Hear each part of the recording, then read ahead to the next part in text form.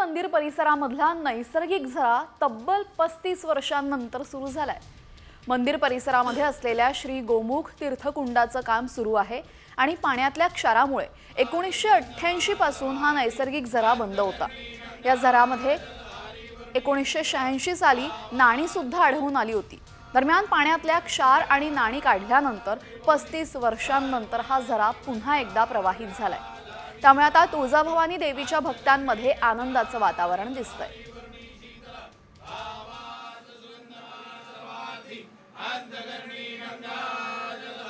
पाण्यामध्ये बऱ्याच प्रमाणात क्षार होते आणि यासोबतच 1986 सालची काही नाणी सुद्धा आढळून आली।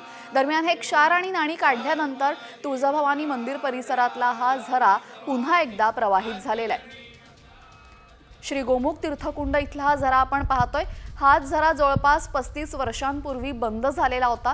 पाण्यामध्ये मोठ्या प्रमाणात क्षार आढळले होते आणि काही भाविकांनी आतमध्ये नाणीही टाकली होती। दरम्यान हे सगळं अडथळे दूर केल्यानंतर आता तब्बल 35 वर्षांनी हा झरा पुन्हा प्रवाहित होतोय।